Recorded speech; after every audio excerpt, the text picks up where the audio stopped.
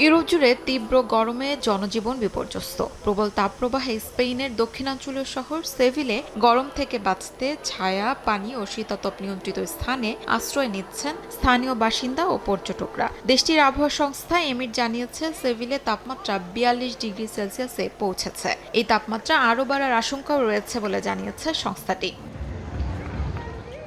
একই পরিস্থিতি ইতালিতেও। রাজধানী রোমে দীর্ঘস্থায়ী তাপপ্রবাহ মোকাবেলায় সবুজ এলাকা ও ছায়াযুক্ত স্থান বাড়ানোর উদ্যোগ নিয়েছে সিটি কর্তৃপক্ষ। পাশাপাশি একা বসবাসকারী প্রবীণদের নিয়মিত খোঁজখবর নেওয়ার ব্যবস্থাও করা হয়। ইতালির স্বাস্থ্য মন্ত্রণালয়ের তথ্য অনুযায়ী টানা 15 দিন রোমে রেড অ্যালার্ট জারি ছিল। এদিকে বিশ্ব স্বাস্থ্য সংস্থা সতর্ক করেছে, খুব শীঘ্রই ইউরোপে আরও একটি তীব্র দাবদাহ আঘাত হানতে পারে। শিউলি রোজা, সময় সংবাদ।